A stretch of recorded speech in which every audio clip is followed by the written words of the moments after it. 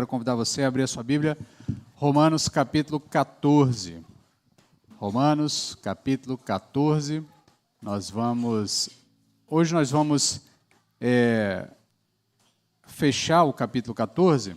Nós já lemos a primeira parte dele na semana passada, nós lemos do verso 1 até o verso 12, mas hoje nós vamos trabalhar do verso 13 até o verso 23. Eu vou reler do verso 1 ao verso 12, só para que você entenda o contexto geral. Eu vou ler já, mas antes eu quero só fazer aquela breve recapitulação para que você entenda a sequência do raciocínio e sempre lembre que o texto bíblico vem numa sequência de informações sendo construídas pelo autor, no caso o apóstolo Paulo, o autor da carta, e isso é importante você entender porque ele segue uma sequência de raciocínio. Como já expliquei aos irmãos, do capítulo 1 ao capítulo 11 da carta, o apóstolo expõe o Evangelho. Então, essa carta é uma carta que tem como objetivo primordial o apóstolo Paulo se apresentar à igreja de Roma. O contexto histórico da carta nos diz que o apóstolo Paulo, inclusive, ele vai confirmar isso lá nos próximos capítulos, que ele deseja ir à Espanha, mas para ir à Espanha ele precisa de uma base mais ao oeste, né, da Europa. Lembra que a área de atuação principal do apóstolo Paulo é na região que a gente chama no texto bíblico, no período bíblico, chama-se de Ásia Menor, que é a região que está ali em torno da Turquia, ali na região do Mar Mediterrâneo, ali naquelas proximidades da Macedônia, ali que é a Grécia moderna, tal. Então, o apóstolo Paulo atuava mais naquela região. Ali vai ficar Éfeso, vai ficar Corinto, vai ficar Filipos, Tessalônica, Colossos, as cidades todas ali ficam naquela região onde o apóstolo Paulo passou. O apóstolo Paulo nunca tinha ido a Roma, ao que tudo indica, talvez já tivesse ido, mas nunca tinha ido para a igreja de Roma, ele não conhecia a igreja de Roma, e ele desejava ir à Espanha. Então, a Espanha está mais ao oeste, né, lá na Península Ibérica, lá na ponta do continente europeu. Ele desejava ir lá. E aí ele entendeu por bem que usar a igreja de Roma como uma base de apoio seria a melhor estratégia para ele chegar até Roma. E aí ele escreve essa carta para se apresentar à igreja de Roma, a fim de que os irmãos de Roma o conhecessem, ele se apresentasse e depois ele pedisse um auxílio financeiro desses irmãos para chegar até a Espanha. A gente não sabe se isso aconteceu, é provável que não tenha acontecido, porque o contexto da carta aqui nos indica que ele está voltando para Jerusalém, e depois de voltar de Jerusalém, ele vai seguir todo aquele trajeto final ali da sua vida, né? Uma primeira prisão, aí ele chega até Roma, mas não mais com esse intuito de chegar até a Espanha. É muito provável que ele tenha ficado preso um período em Roma, numa prisão domiciliar, depois ele sai, fica livre por um tempo, mas logo mais é preso de novo, já agora não mais uma prisão domiciliar, já numa prisão dessas de calabouço mesmo, e de lá ele segue para a morte, para o martírio. Esse é o que nos conta os relatos históricos sobre a vida do apóstolo Paulo. Mas, contudo, o que está acontecendo? Ele está se apresentando para essa igreja, e ao se apresentar para essa igreja, ele precisa deixar claro o evangelho que ele prega. E aí ele apresenta o evangelho do capítulo 1 ao capítulo 11. Ele explica todas as minúcias do evangelho, por isso a carta aos Romanos é tão importante para a cristandade, porque, de uma maneira muito detalhada, os elementos que envolvem a conversão, o plano de Deus, a ação de Deus, a construção dos povos, a construção do povo de Deus a partir de dois povos, gentios e judeus, toda essa conjuntura que envolve tudo aquilo que foi relatado no Antigo Testamento, as profecias, o Novo Testamento, o advento de Cristo, o apóstolo Paulo, de maneira muito didática e muito detalhada, ele vai trabalhando tudo isso ao longo da carta. E aí ele finaliza o capítulo 11, apresentando o Evangelho, e depois de finalizar o capítulo 11, ele passa então para as implicações práticas do Evangelho. O que o Evangelho faz na vida do indivíduo a partir do momento que o indivíduo é convencido pelo Evangelho do seu estado de pecado, do juízo divino que estava sobre ele e do perdão que agora lhe foi otorgado por intermédio da obra de Cristo Jesus. E aí, então, uma série de transformações de um padrão ético e moral, de comportamento, de pensamento, de relação com Deus, de transformação de como eu me relaciono com Deus, comigo e com o próximo, vai sendo desdobrado a partir do Evangelho, do advento do Evangelho na vida do indivíduo. No capítulo 12 e no capítulo 13, ele trabalhou muito bem essa questão do indivíduo para com Deus, do indivíduo para consigo, da mudança de perspectiva, da necessidade do Evangelho mudar a sua visão de mundo, a sua percepção da realidade, a sua escala de valores, inclusive como você se relaciona com tudo ao seu redor, até mesmo com as autoridades. Ele trabalha isso ali no capítulo 13. No capítulo 14 e no capítulo 15, ele está usando toda essa aplicação prática para resolver uma questão interna da igreja. Ao que tudo indica, o apóstolo Paulo tinha a informação de que naquela igreja estava havendo algum tipo de desentendimento entre os irmãos. Qual era a natureza do desentendimento? Um grupo de irmãos entendia que podia comer qualquer tipo de carne. Outro grupo de irmãos entendia que comer aquela carne, ou qualquer tipo de carne, especialmente a carne que era vendida nos açougues, implicava em algum tipo de comportamento que desagradava a Deus. Esse é o fato, esse é o problema. Mas, na verdade, o que se tem ali são duas perspectivas sobre um evento cotidiano, um evento da vida cotidiana daqueles irmãos. Tá? E esse é o ponto que eu quero que você se apegue muito mais do que tentar usar o capítulo 14 da carta de Paulo aos Romanos para tentar fazer uma espécie de checklist do que a gente pode ou não pode fazer, do que a gente pode, aonde a gente pode ir, onde a gente não pode ir, do que a gente pode ou não pode comer, do que pode ou não pode beber. Fazer uma espécie de pode ou não pode, a partir do texto do capítulo 14, você precisa se apegar que o apóstolo Paulo está tratando de um problema que tinha um fundo histórico, eu expliquei na semana passada, tem todo um contexto histórico, a melhor explicação, há outras explicações para esse problema. O fato é que haviam dois grupos, um grupo que entendia que podia comer qualquer carne, vendida em qualquer açougue, de qualquer jeito de preparo. Outro grupo entendia que não, só podia se comer carnes que tivesse certeza que tinham sido tratadas da maneira correta, de acordo com o texto bíblico, especialmente o veterotestamentário, e que não tivessem sido oferecidas a ídolos. Tá? Isso tudo está envolto em um contexto de um período em que os judeus foram expulsos de Roma, e aí uma maneira de você dificultar a vida do judeu em Roma é impedir que estabelecimentos comerciais, estabelecimentos, especialmente açougues, vendessem a carne preparada da maneira que o judeu podia comer. Tá? Então, isso era um fato histórico. A partir do momento em que não tem mais esses açougues que preparam a carne coxa, que é a forma como a lei judaica manda preparar a carne, então os judeus começam a ficar sem saída. Ou como a carne oferecida a ídolos e a carne mal preparada, a carne preparada de maneira equivocada,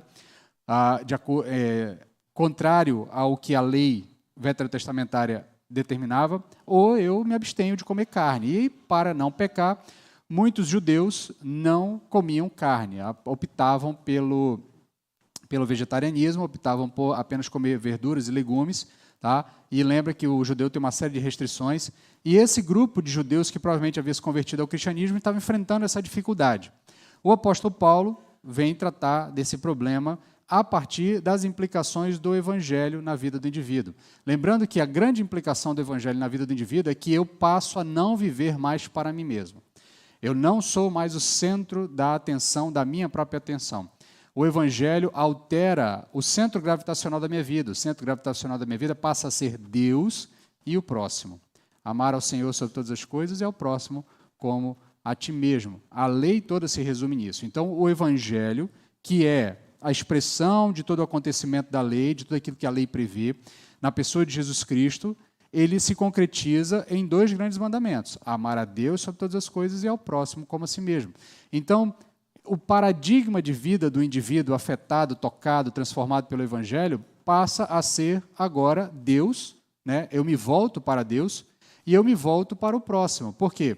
Voltar-se para si mesmo é manter-se no padrão egoísta, no padrão individualista, que é o padrão do pecado, que é o padrão da realidade do pecado. E aí, no caso específico aqui desses irmãos, o apóstolo Paulo traz algumas soluções.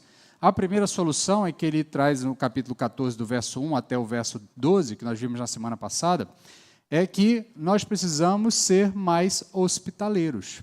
Nós precisamos desenvolver a hospitalidade cristã, receber o diferente em nossas vidas, receber aquele que é estranho a nós. Tá? E aqui, um ponto essencial desse primeiro trecho é que nós precisamos entender que, na caminhada de fé, nós vamos nos deparar com pessoas diferentes.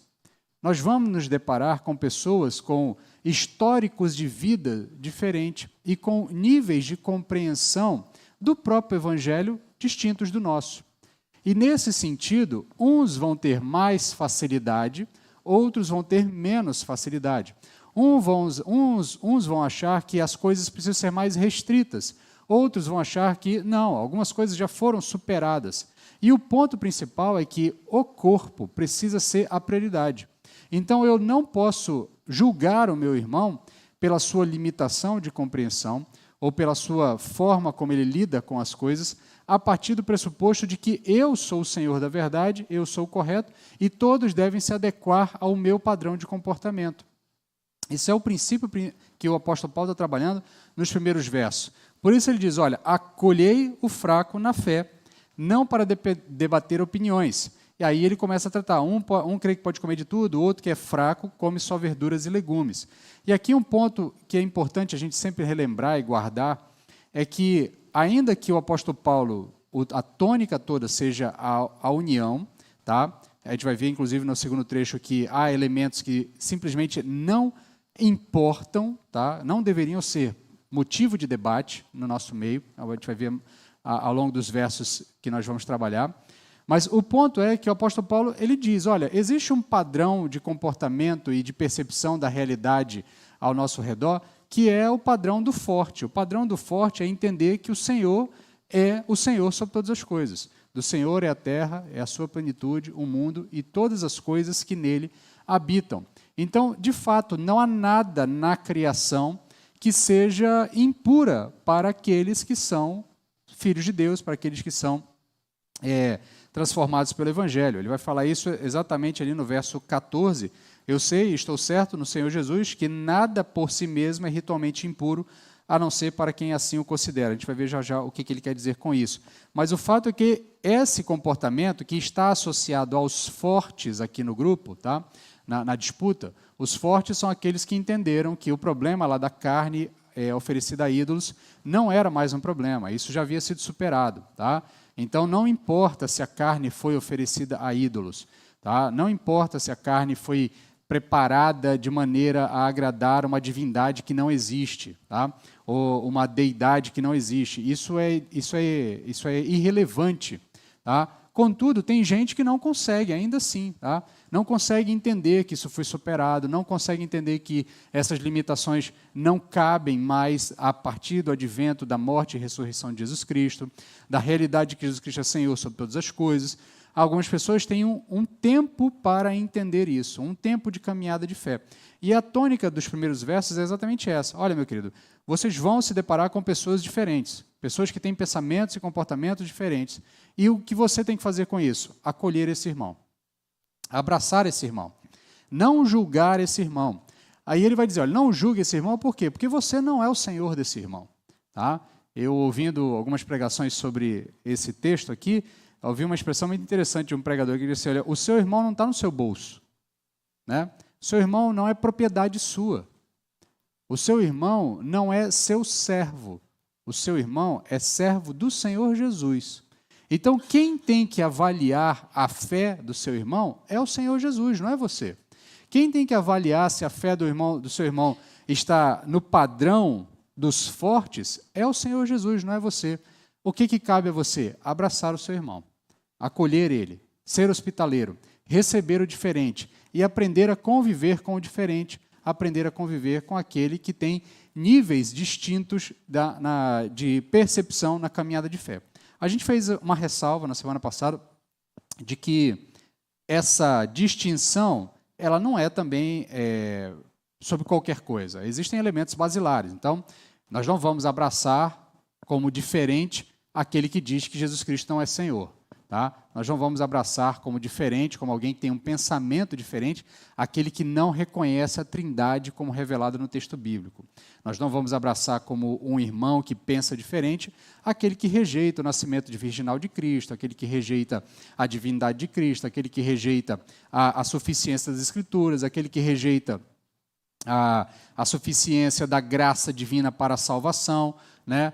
Então, esses elementos que são basilares da fé, eles não comportam debate. Mas existem uma série de outros elementos que são paralelos, que são periféricos, que eles simplesmente não valem a pena debater sobre eles, não vale a pena haver discussão sobre eles. é melhor nós aguardarmos o tempo de cada um nesse processo. Então, o apóstolo Paulo trabalha isso no primeiro trecho, deixando claro que não nos cabe julgar, nos cabe abraçar, porque nós não somos o Senhor do nosso irmão, o Senhor Jesus Cristo é que é o Senhor do nosso irmão. E aí ele vai finalizar ali, no verso 12, dizendo assim: assim cada um dará conta de si mesmo a Deus. Assim cada um de nós dará conta de si mesmo a Deus. Deixando claro que todos nós vamos nos apresentar diante do Senhor, e o Senhor há de avaliar a nossa caminhada de fé e as nossas percepções, o nosso desenvolvimento, e Ele vai tratar cada um com a devida justiça. Tá? Então, entendido aqui esse primeiro preâmbulo, a gente pode então começar a olhar os versos seguintes. Tá? Então, como eu deixei claro, cabe a todo cristão respeitar o tempo de amadurecimento do outro cristão, pois Cristo é quem julgará a fé de cada um. Tá? Por isso, aqueles que diferem de pensamento na fé não podem ser discriminados, mas devem ser abraçados. E esse é um ponto importante. Tá? Aplicando para nós, para a nossa realidade, tá? Nós não vivemos essa realidade daquele que pode ou não pode comer a carne oferecida a ídolos, porque na nossa realidade isso não é, em tese, um problema. Tá? Eu sei que talvez tenha aqui um ou outro irmão que já tenha se deparado com algum tipo de oferenda a algum culto afro, numa encruzilhada, e aí o indivíduo ficou ali com medo, se podia ou não passar por perto daquilo, alguma coisa ou outra. A gente tem essas percepções ainda limitadas, mas é fato que, se fosse o caso, ali não haveria nenhum problema. Se você tivesse com muita fome e você se deparasse numa encruzilhada com algo semelhante àquilo, tá? Não há problema nenhum, você pode comer, tá? O que está lá, porque o ídolo nada é no mundo. Mas esse problema não é o nosso problema. Então, às vezes, a gente tenta transportar algumas coisas para nós e precisa aplicar a nossa realidade. Qual é a nossa realidade em relação a essa questão aqui? Por conta da nossa realidade, de uma comunidade, um país extremamente sincrético, nós temos um caldeirão de crenças no nosso meio, nós temos muitos indivíduos que vão ter uma certa limitação com algumas questões da caminhada de fé.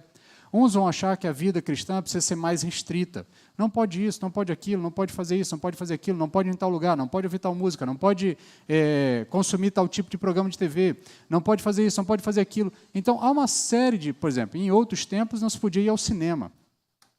O crente já não pôde ir ao cinema, já não pôde assistir jogo de futebol, já não pôde, de repente, ter um instrumento musical, a guitarra dentro da igreja, a bateria dentro da igreja. Então, essas coisas, com o tempo, vão sendo superadas, porque elas estão muito mais ligadas a percepções na caminhada de fé. Então, o que a gente faz com aqueles que têm uma limitação na compreensão? E aí, aqui, nós aplicamos a todas as questões da caminhada de fé. Por conta da nossa realidade, cada um vai ter uma percepção distinta. Aquele irmão que ainda não entendeu a amplitude do senhorio de Deus sobre a cultura e a criação e sobre todas as coisas, você abraça esse irmão, você não julga ele. Você não traz mais dificuldade para a caminhada de fé dele. Muito pelo contrário, você abraça ele, porque ele vai dar contas diante de Deus. Tá? E quem cuida da fé dele é Deus, não é você. Você não é o Senhor dele. Tá? Então, por isso, aqueles que diferem do pensamento de fé não podem ser discriminados, mas abraçados. E aqui, de novo, aquela ressalva, tá? Pensamento aqui diferente é em questões periféricas. Tá? Questões centrais, obviamente, não há debate, não há espaço para discussão. Tá? Nós ainda cremos em um só Senhor, em um só batismo, em uma só fé, tá? Um só rebanho, como nós cantamos e como o texto bíblico diz. Então, nós ainda acreditamos numa unidade central da fé. Isso, ninguém está discutindo isso. Nós estamos discutindo que existem questões periféricas que estão muito ligadas a comportamento, a usos e costumes. Essas, sim, cabe uma tolerância para com aqueles que têm limitações. Tá? E aí o apóstolo termina o texto anterior dizendo que cada um dará conta de si mesmo a Deus. E aí, aqui, eu quero fazer uma primeira ressalva, antes da gente adentrar no restante do texto, que quando o apóstolo Paulo está dizendo que cada um vai dar conta a Deus, isso não significa que ele está nos dando um salvo-conduto para cada um viver uma fé atomizada, uma fé individual. Então, já que é eu que vou dar conta diante de Deus, então me afaste de todo mundo, ninguém adentra na minha vida, ninguém dá conta da minha vida, ninguém tem que se envolver com a minha caminhada de fé. Não é isso que ele está dizendo, tá? Até porque o próprio apóstolo Paulo, em outros momentos, vai falar da necessidade de disciplina na igreja, vai falar da necessidade de nós nos aproximarmos daquele que está caminhando de maneira equivocada na fé e admoestar. Ele vai falar da necessidade de nós cuidarmos uns dos outros. O próprio Senhor Jesus Cristo vai falar da necessidade de cuidarmos uns dos outros. Então, não é isso que está se dizendo.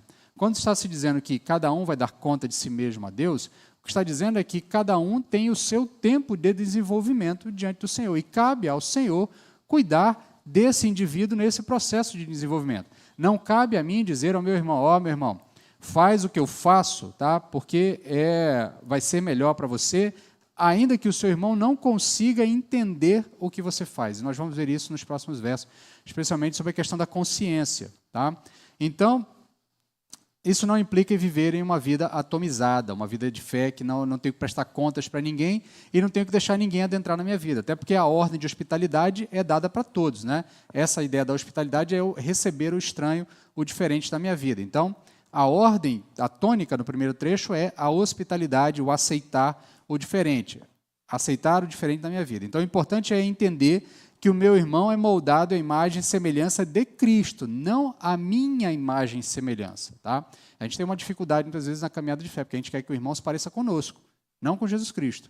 A gente quer que ele tenha o mesmo tipo de comportamento que a gente tem, tá? Porque, em tese, você se acha o molde o molde essencial para todos. Mas o que o apóstolo Paulo está dizendo é que o meu irmão ele é moldado à imagem de Cristo, não da minha imagem. Então, eu tenho que deixar que Cristo atue na vida daquele irmão, ajudando ele a compreender as limitações e superando as limitações. A mim cabe abraçar. Por isso, eu não devo julgar, tampouco tornar a caminhada dele mais custosa. E é desse ponto em diante que ele começa a falar a partir do verso 13. Né? Ele vai dizer o seguinte, portanto, não nos julguemos mais uns aos outros. Pelo contrário, tende como propósito não pôr pedra de tropeço ou obstáculo diante do vosso irmão. Não julgar, nem ser motivo de tropeço. A parte do não julgar, a gente já falou bastante na semana passada, ele volta a enfatizar esse tipo de comportamento, de não julgar o próximo. Mas o grande ponto aqui é o que ele acrescenta. E o que ele acrescenta é não pôr pedra de tropeço ou obstáculo diante do vosso irmão. Quando nós passamos a tomar conta da vida do irmão e tentar fazer com que ele seja moldado à nossa imagem e semelhança, porque nós entendemos que o nosso comportamento em relação ao aspecto A ou B da criação é melhor, a minha percepção de mundo, a minha percepção política, a minha percepção social, a minha percepção sobre o meio ambiente, a minha percepção sobre usos e costumes, o que pode, o que não pode, é melhor e logo todos deveriam se amoldar a mim, o que eu vou fazer, na verdade, ao invés de auxiliar o meu irmão, eu vou dificultar a vida dele, porque ele vai ter dificuldade de compreender a mesma coisa que eu, porque ele não está no mesmo nível que você. Ele não está no mesmo nível que você para ter a mesma compreensão que você. Então, nesse sentido, eu acabo sendo uma pedra de tropeço para ele.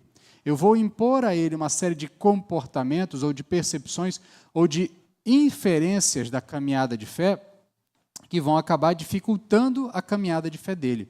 Então, não basta eu me abster de emitir juízo de valor sobre a qualidade da fé alheia. É preciso não ser pedra de tropeço para o outro.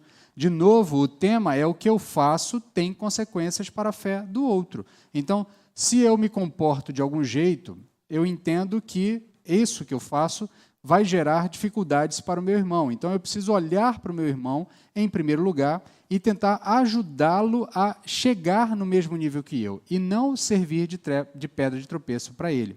E aí, aqui um ponto importante que a gente vai trabalhar a tônica no restante da mensagem é que, no fim das contas, o que o apóstolo Paulo está deixando claro é que, na caminhada de fé, ninguém vive sozinho. Você vive para viabilizar e ajudar o desenvolvimento da fé do seu irmão.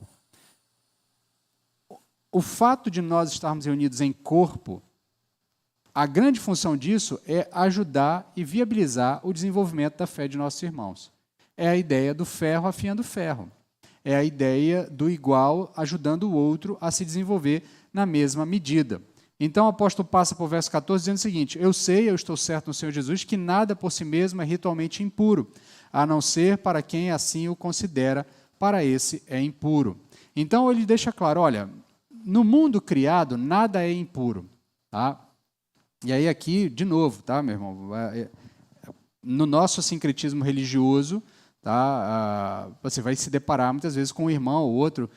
Eu nunca tive essa experiência, mas eu conheço outros pastores que já tiveram essa experiência do irmão que comprou um carro e aí trouxe para o pastor orar pelo carro, porque ele não sabia quem tinha sido o proprietário anterior do carro ou o que tinha sido feito anteriormente com o carro, onde é que o carro tinha andado, se ele tinha ido para algum lugar impróprio, se tinha sido utilizado para coisas impróprias. Então, e aí a ideia de que o objeto veio impuro, né? O objeto veio contaminado, o objeto precisa ser agora purificado com a oração do justo, com a oração de alguém.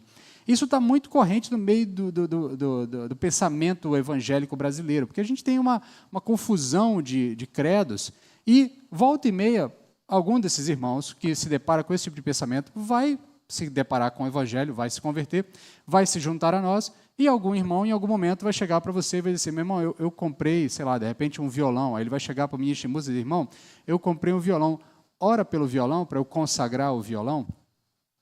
Porque agora eu não quero que esse violão sirva a outras coisas. Então, o que o apóstolo Paulo está dizendo é que nada no mundo criado é impuro por si. Tá? Nada no mundo criado ele é intrinsecamente impuro, a ponto de eu precisar fazer algum tipo de ritual para limpá-lo, ou o fato de eu tocar naquilo me traga algum tipo de impureza para a minha vida. É óbvio. Eu não estou dizendo que você, por exemplo, de repente, agora todo tipo de programa de TV é a melhor coisa para você assistir. É óbvio que existem coisas que você vai fazer filtros, coisas que não são próprias para nós consumirmos. Mas o ponto aqui, que o apóstolo Paulo está dizendo, é que ele tem consciência de que tudo aquilo que é do mundo criado não é intrinsecamente ou ritualmente impuro, a não ser para quem assim o considera. Então, Paulo volta aqui de novo ao debate entre os fracos e os fortes. E o ponto aqui não é que achar impuro torna impuro. Não é o fato do indivíduo achar que aquele violão ou o carro aqui do exemplo que eu dei, ele era impuro e aquilo de fato tornou aquele ambiente impuro, ou tornou aquele instrumento impuro, ou tornou aquele objeto impuro. O ponto é a coerência de convicção. A preocupação do apóstolo Paulo é que cada um seja coerente nas suas convicções. Ele já falou várias vezes ao longo dessa carta e outras cartas sobre a questão da consciência. Esse é um tema muito caro para o apóstolo Paulo. O apóstolo Paulo chama a nossa atenção para a necessidade de que todos nós precisamos ter uma consciência, tá? Que é uma consciência coerente com aquilo que professamos e com aquilo que fazemos. Então, se você crê que tal comportamento te faz pecar contra Deus, ainda que em essência esse comportamento não o faça, você deve se abster desse comportamento, pois, do contrário, você estaria se comportando de forma incoerente diante de Deus. Eu acho que é pecado, aí eu então não, ou melhor, eu acho que é pecado, e aí eu devo me abster de fazer aquilo, porque se eu fizer achando que é pecado, diante de Deus, Deus me trata como se eu estivesse fazendo aquilo em pecado. Isso é um ponto importante. Há aqui uma espécie de abertura da parte de Deus para tratar com o indivíduo dentro do limite da compreensão dele do pecado. Há uma abertura da parte de Deus que Deus respeita o limite do indivíduo e ele olha para aquele indivíduo e diz assim, olha, você acha que esse comportamento é pecaminoso, então por que você está atuando dessa forma? Aí ele pode pensar, a pessoa pode discutir aqui num debate, como se fosse um debate com Deus, mas fulano de tal me disse que não era pecado. Ok, mas você se convenceu de que isso não era pecado? Isso é uma certeza? Ou você está fazendo porque o outro disse que você deveria fazer? Então, o ponto principal aqui, é óbvio, a gente está conjecturando aqui, montando cenários para tentar compreender a realidade disso, mas o ponto aqui é que o apóstolo Paulo está dizendo, olha, você precisa ser coerente com as suas convicções. Se para você é pecado, então abstenha-se. Se para você comer carne oferecida a ídolo te faz pecar, então não coma. Até que a sua consciência seja alterada a ponto de você entender, de fato, não é pecado. Então agora eu posso comer consciente de que eu não estou pecando. Ele vai falar lá no finalzinho que bem-aventurado é aquele que faz as coisas por fé, que tem convicção do que está fazendo. Então, se você crê que tal comportamento te faz pecar contra Deus, ainda que em essência esse comportamento não faça, você deve se abster do comportamento, pois do contrário você estaria de forma incoerente se comportando diante de Deus. Então, se comer a carne X faz você pecar, não coma. Se assistir o programa X te faz pecar, não assista. Se ouvir a música B ou C te faz se sentir em pecado, não faça. Se ir a tal lugar te incomoda, ou ao ambiente, ou um espetáculo, coisa, não vá, até que a sua consciência esteja em paz, com a certeza de que aquilo não é pecaminoso, que aquilo não te coloca distante de Deus. E aí o apóstolo continua trabalhando o tema do outro, né? Você não vive para você mesmo. Pois se o teu irmão se entristece por causa da tua comida, verso 15, não estás andando segundo o amor. Por causa da tua comida, não faças perecer aquele por quem Cristo morreu. De novo, a relação é comunitária e não atomizada. Logo, se o meu irmão passa a duvidar da fé, porque e aqui o apóstolo Paulo inverte, né? No verso anterior ele falou ao indivíduo. Se você acha que é pecado, então não faça. Mas, ao mesmo tempo, ele inverte, porque a relação é comunitária, e agora ele fala para o outro. Se o teu irmão acha que é pecado, e ele te vê fazendo determinada atitude, e com isso ele começa a tropeçar, é você quem tem que se abster de fazer aquilo que está fazendo ele tropeçar. Tá? Por quê? Porque a relação é comunitária. É eu olhando para o próximo, é eu olhando para o próximo e colocando o próximo em primeiro lugar. O primeiro lugar, nas minhas percepções, eu vivo não para mim mesmo, eu vivo para Deus e eu vivo para o próximo. Essa é a principal alteração do evangelho na vida do indivíduo. Então, se o meu irmão passa a duvidar da fé porque eu como a carne X, ou eu faço o comportamento A, ou eu bebo a bebida B, ou eu vou a tal lugar, cabe a mim, que abraçou o irmão, que é diferente, como ele trabalhou lá nos primeiros versos, me abster para que o meu irmão não duvide, para que o meu irmão não tropece. A minha tarefa é ser auxílio para o meu irmão, chegar ao nível de compreensão de que o Senhor é Senhor sobre todas as coisas. Não me cabe ser uma pedra de tropeço para o meu irmão. O caminho do amor é o caminho de importar-se. Tá? Ele fala aqui, olha, não estás andando segundo o caminho do amor. Se o teu irmão se entristece por causa da tua comida, não estás andando segundo o amor, né? O caminho do amor, segundo o caminho do amor. O que é o caminho do amor? O caminho do amor é importar-se com o estado da fé do meu irmão. Se para o meu irmão é difícil entender que, de repente, eu ouço música produzida por não cristãos e isso não me faz pecar, então eu abstenho-me de deixar que o meu irmão perceba que eu estou ouvindo músicas não produzidas por cristãos. Até que ele consiga, naturalmente, entender, pelo próprio trabalho da fé, de que do Senhor é a terra, a sua plenitude, o mundo e todas as coisas que nele habitam. Então, a produção cultural como um todo, em algum sentido, expressa também a graça divina que é derramada sobre todas as coisas. Há beleza nas produções culturais que não são feitas só por cristãos. Há beleza nas produções culturais que são feitas por não cristãos. É óbvio, não estou dizendo que toda produção cultural é agora um objeto de adoração a Deus, né? Por exemplo, uma deturpação desse tipo de compreensão é a ideia que algumas pessoas têm que, por exemplo, a realidade do culto passa a ser agora uma realidade mais ligada a todo tipo de expressão cultural, e aí eu trago para dentro da realidade da igreja expressões culturais que não são realidades do culto. Então, aí é o indivíduo que quer cantar no Natal a anunciação eu esqueci, Alceu Valença, né? Isso, aí quer cantar a anunciação de Alceu Valença, porque em algum momento alguém disse que a música está falando do nascimento de Jesus. Tá?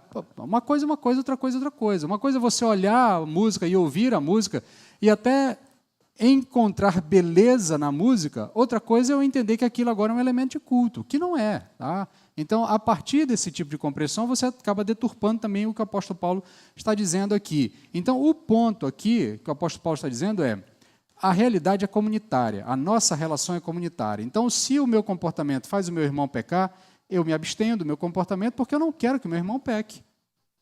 Porque eu não quero que meu irmão tropece, eu quero que meu irmão compreenda. Quando ele tiver convicção, aí então eu estou plenamente livre para realizar aquilo que eu estava fazendo antes. Na igreja, não é cada um por si, não é cada um por si e Deus por todos. Tá? Na igreja é cada um pelo outro e Deus por todos. Tá?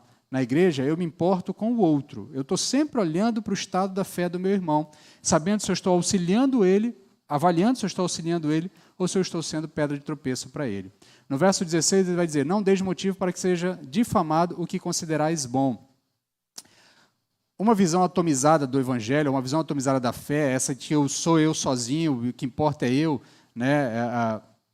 Como diz o James hoje de manhã, o sogro dele diz, depois de mim vem eu, né? Isso, eu sou eu, depois de mim vem eu de novo, né? Esse tipo de percepção da caminhada de fé, ela é um sistema que vai denegrindo o que é o bem, tá? Uma visão atomizada de fé vai denegrir o bem. Nós somos o povo que se apega ao bem. Lembra lá no verso 9 do capítulo 12, que a gente trabalhou alguns domingos atrás?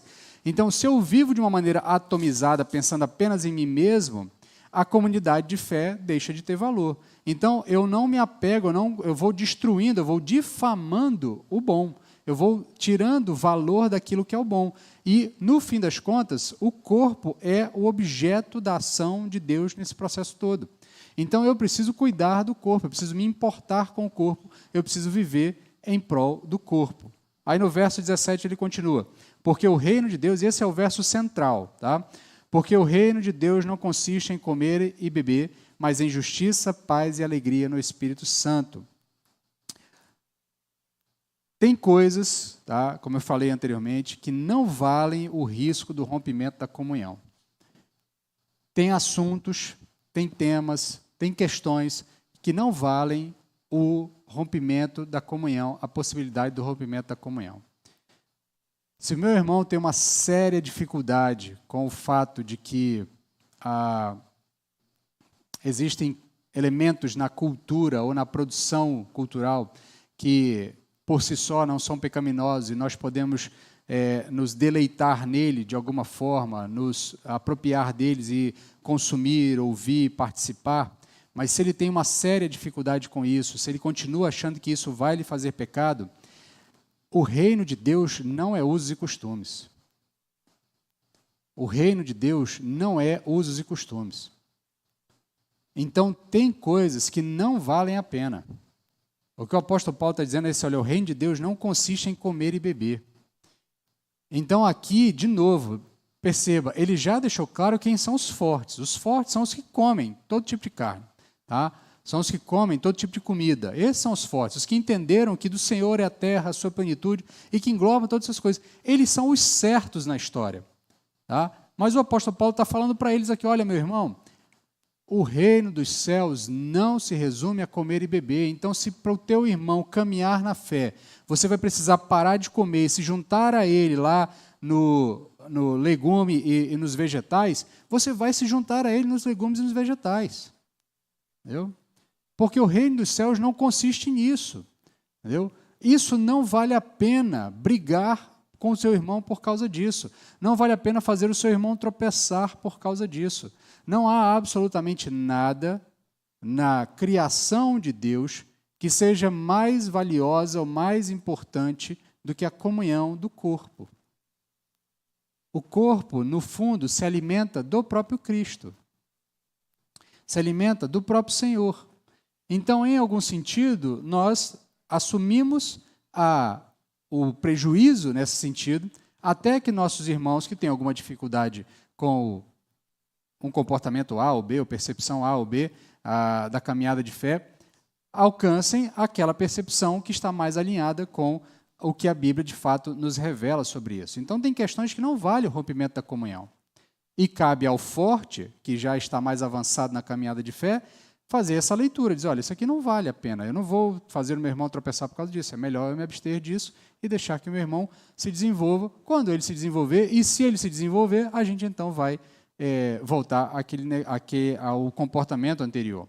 Aqueles que foram transformados pelo Evangelho são os que amam de coração uns aos outros com amor fraternal, preferindo-vos em honra uns aos outros. Isso ele diz, está no capítulo 12, verso 10. Tá? E aí, o reino dos céus não é definido por usos e costumes. O reino dos céus, o apóstolo Paulo define aqui, o reino dos céus é justiça, e a justiça aqui tem a ver com a vontade de Deus, e a vontade de Deus, que é boa, perfeita e agradável, tem a ver com eu não olhar mais para mim mesmo, mas olhar para o próximo e olhar para Deus, acima de todas as coisas. Tem a ver com paz, e paz tem a ver com o shalom, que é viver sob a vontade de Deus, essa vontade que é boa, perfeita e agradável. O reino de Deus é a alegria, que no fim das contas, por que nós podemos viver alegres? Porque nós podemos descansar na vontade de Deus, sabendo que a vontade de Deus é boa, perfeita e agradável, e a vontade de Deus é que eu viva não mais para mim mesmo, eu vivo para o próximo, eu vivo para Deus, e no fim das contas, isso tudo só é possível mediante a orientação do Espírito Santo, que é o que o apóstolo Paulo nos fala também ao longo de toda a carta. Olha, nessa caminhada de transformação, de alteração, de mudança de uma realidade para outra, vocês vão ser auxiliados pelo Espírito Santo, porque sem o Espírito Santo vocês não conseguem fazer isso. Tá? O Espírito Santo é a ferramenta que Deus nos dá, é a pessoa que Deus nos coloca em nossas vidas, é a parte de Deus, do próprio Deus, em nós, para caminharmos essa realidade de transformação, de mudança de comportamento, de mudança de percepção. Então, no fim das contas, o reino de Deus está envolvido com a vontade, o desejo, e tem que estar ligados com aquilo que provém do próprio Deus. Então, o reino de Deus não é usos e costumes, não é aquilo que eu posso ou não posso fazer, não é a minha liberdade no Senhor. O reino de Deus não é limitado por isso. O reino de Deus tem a ver com a justiça, paz, alegria, e isso tudo sob a orientação do Espírito Santo. No verso 18, ele vai dizer o seguinte: pois quem serve a Cristo dessa forma é agradável a Deus e aceito pelos homens. E aqui, preste atenção, o texto tem uns pontos interessantes aqui, porque ele diz o seguinte, olha, quem serve a Cristo dessa forma é agradável a Deus. Então, existe uma maneira de viver agradável a Deus. Qual é a maneira de viver que é agradável a Deus? É amar a Deus sobre todas as coisas e ao próximo. É não viver para mim mesmo. É colocar o próximo em primeiro lugar, a ponto de eu abster-me daquilo que me é lícito, eu tenho liberdade para fazer, mas eu deixo de fazer por quê? Porque o meu irmão está tropeçando por causa disso. Ou o meu irmão está tendo dificuldade na sua caminhada de fé por causa disso. Então, viver ignorando o outro é viver de forma que desagrada a Deus. Quando eu assumo esse comportamento atomizado, o que importa sou eu e o que importa são as minhas liberdades, o que importa é que eu já avancei na caminhada de fé e você ainda não avançou, o problema é seu, esse tipo de comportamento é um comportamento que desagrada a Deus. Qual é a forma de viver que agrada a Deus? É a forma de viver me importando com o outro, importando com o próximo, olhando para o próximo em primeiro lugar, colocando ele à minha frente em todas as questões. Esta é a realidade do Evangelho. E deixe-me aqui apenas fazer um breve parênteses para a gente dar continuidade aqui. Ou melhor, eu vou falar do verso 19 e no verso 19 eu faço parênteses. Ele fala o seguinte, no verso 19.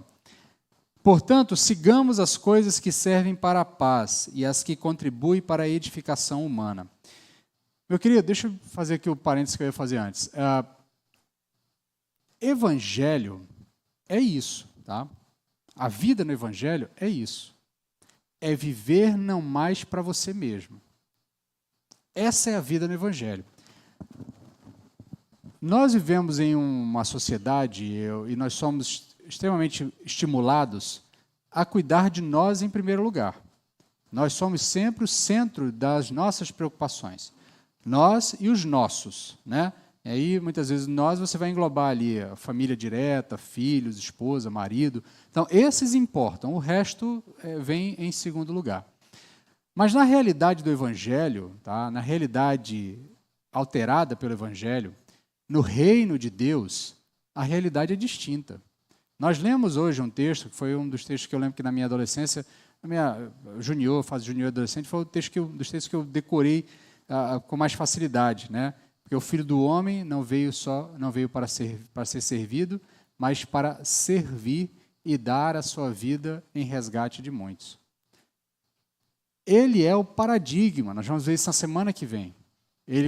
Cristo como paradigma de abnegação, ele como nosso modelo de abnegação, né? Mas esse é o comportamento da vida no Evangelho. Na vida do Evangelho, ou na vida no Evangelho, o que de fato importa é se o meu irmão está conseguindo se desenvolver na caminhada de fé. O que de fato importa não é se eu estou me sentindo bem com as coisas que eu estou vivendo, mas se o meu irmão está se desenvolvendo na fé. E aí, se cada um pensa no outro, todos pensam em todos. E todos são atendidos. Todos são mutuamente edificados. Por isso o apóstolo Paulo diz, sigamos as coisas que servem para a paz e as que contribuem para a edificação mútua. Então, ou seja, o que ele está dizendo aqui, nessa caminhada de fé, tem coisa que, no fim das contas, só serve para desentendimento. Só serve para ver disputas entre nós.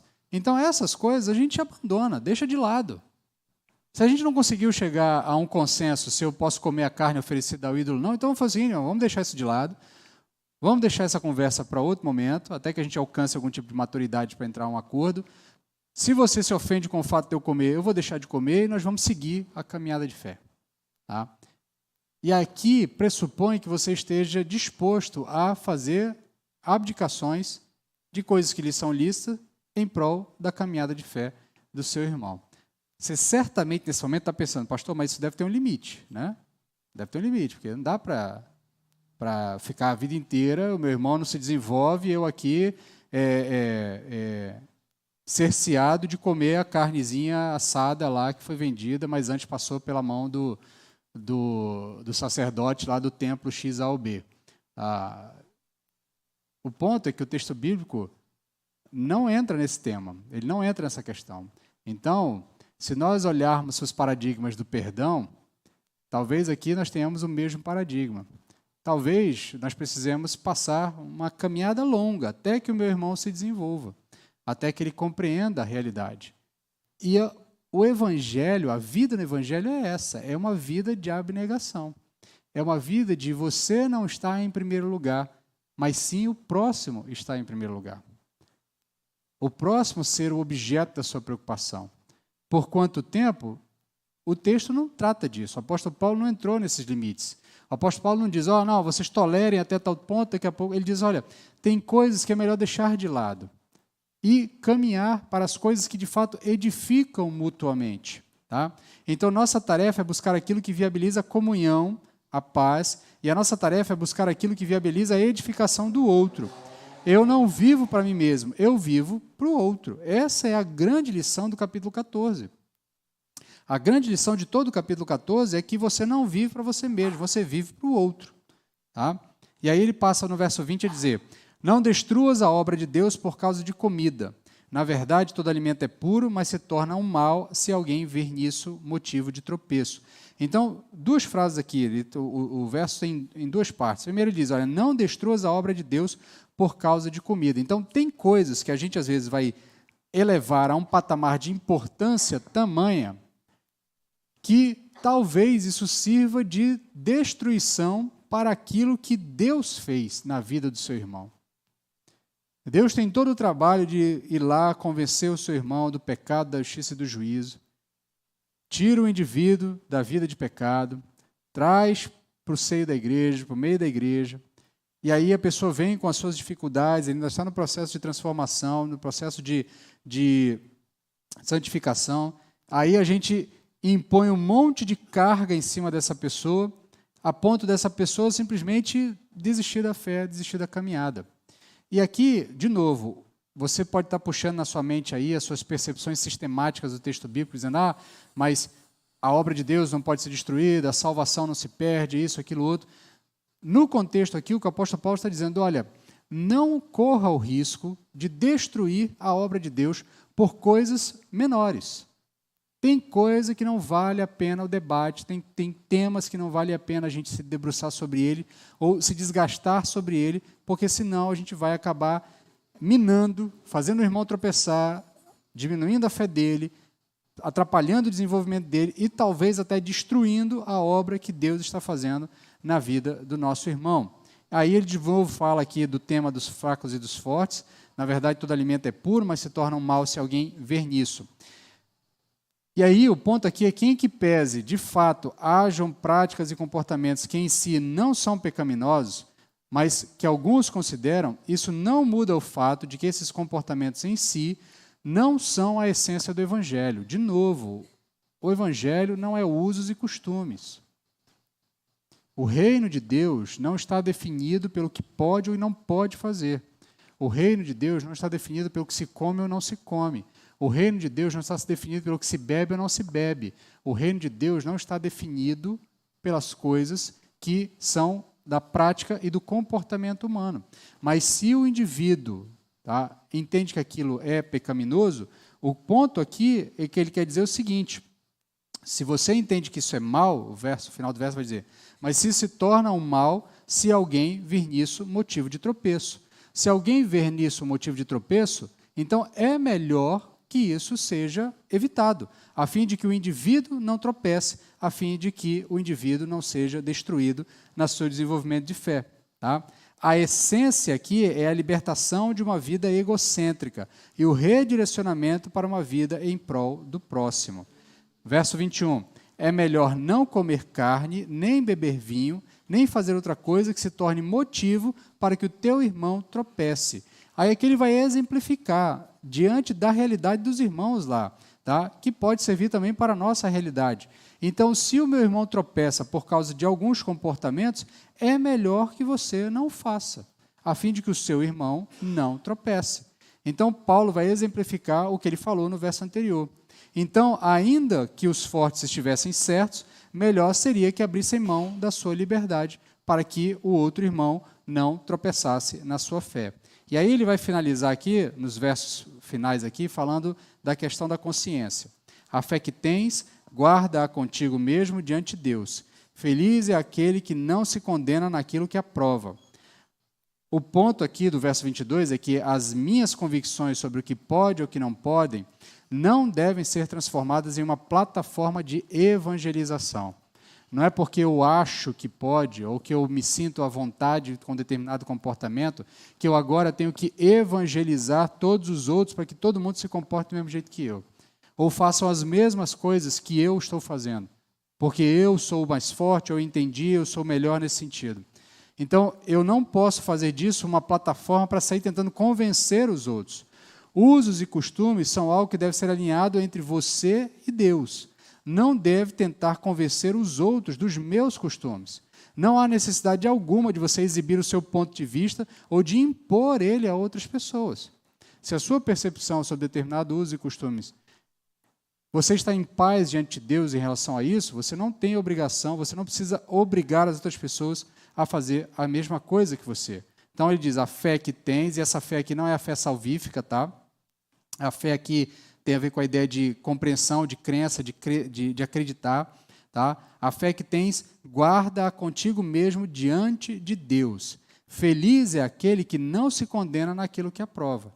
Então, feliz é aquele que faz as coisas que faz com a consciência tranquila de que está fazendo a vontade de Deus ou está agradando a Deus em suas vontades. Tá? E aí ele finaliza no verso 23 dizendo, mas o que tem dúvidas é condenado se comer, pois o que ele faz não provém de fé, e tudo que não provém de fé é pecado.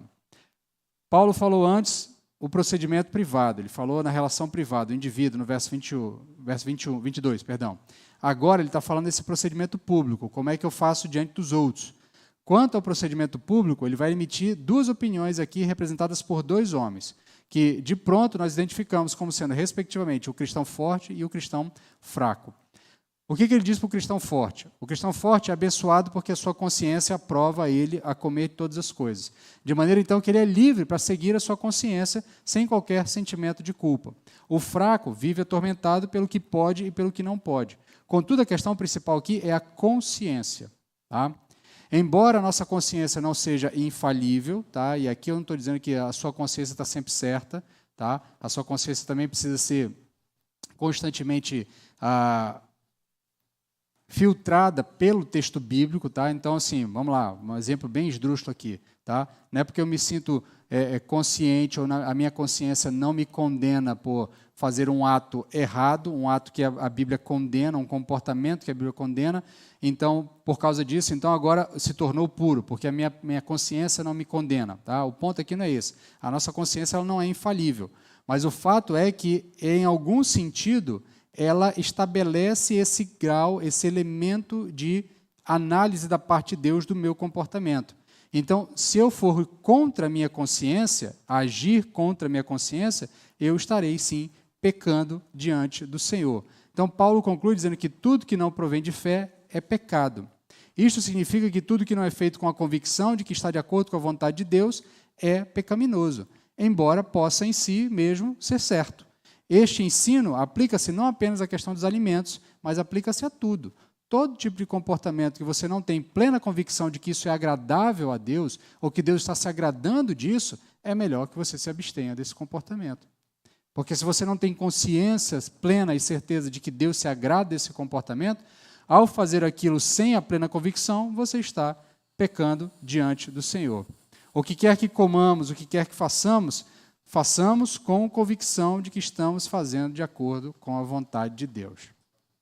Deixe-me finalizar aqui esse tema todo do capítulo 14. Tá? Em suma, está claro que o plano de Deus para a nossa caminhada de fé é que nós vivamos para o outro e não para nós mesmos. Muito mais do que um debate no capítulo 14 do que se pode ou não se pode fazer, do que se deve ou não se deve fazer, o que eu posso comer, o que eu não posso comer, se eu posso beber, se eu não posso beber, se eu posso ir ou se eu não posso ir, muito mais do que isso, o que está em disputa aqui, ou melhor, o que está em discussão maior aqui, é a necessidade de nós abandonarmos uma vida egocêntrica, onde eu sou o ponto mais importante, e passar a viver uma vida me preocupando com o próximo, me preocupando com a realidade do meu irmão, seja para abraçar o irmão que ainda não compreendeu os limites da fé, até onde as coisas vão, até onde o senhorio de Deus vai, seja para eu mesmo abandonar comportamentos que estão fazendo com que o meu irmão tropece na sua caminhada de fé. O Evangelho, ele quebra esse paradigma dessa vida de individualidade, tá? Que é basicamente como todo ser humano vive. Então, o Evangelho quebra esse paradigma e nos mostra que, à semelhança do Deus Trino, nós fomos feitos para viver para outro, não para nós mesmos. A semelhança do Deus Trino, que vive um para o outro, Pai vive para o Filho vive para o Espírito vive para o Pai e para o Filho, nós fomos criados para viver para o próximo. E aí, no próximo capítulo, o apóstolo Paulo vem com o exemplo de Cristo. O exemplo de Cristo como um exemplo de abnegação, de comportamento, fazendo uma aplicação na vida de Cristo, a partir da vida de Cristo, de toda essa questão desse comportamento. Mas nesse momento, o que eu quero que você medite a partir da realidade do capítulo 14 para a sua vida é: para quem você está vivendo? Para quem você está vivendo? Você está vivendo para você mesmo ou você está vivendo para o próximo? Você está vivendo colocando-se em primeiro lugar ou você está colocando Deus em primeiro lugar e o próximo em primeiro lugar na sua vida? Esse é o ponto do capítulo 14. Muito mais do que um debate sobre o que pode ou o que não pode, se deve ou se não deve, muito mais do que se é lícito ou não é lícito, o debate no capítulo 14 é: qual é o paradigma da sua vida? É você mesmo? Tá? É porque você tem liberdade, então, que não importa mais a caminhada de fé do seu irmão, você vai afundar a caminhada de fé dele, porque, não, para mim é lícito. Se é lícito, então, os outros que se entendam, que se resolvam. O ponto principal do capítulo 14 é nós olharmos para onde é que nós estamos vivendo, como é que nós estamos vivendo. Se nós estamos vivendo para nós mesmos, ou se estamos vivendo para outra pessoa, se nós estamos vivendo apenas centrado em nós mesmos, ou se estamos vivendo centrado em Deus e no próximo, amando a Deus sobre todas as coisas e ao próximo como a nós mesmos. Que Deus aplique aos nossos corações essa palavra, nos ajude a entender. Eu sei que o tema é complicado e tem uma série de desdobramentos aqui que a gente poderia passar boa parte do tempo debatendo sobre questões secundárias aqui do texto, mas eu tenho plena convicção de que o tema principal que o apóstolo Paulo quer trabalhar em nossos corações é essa percepção.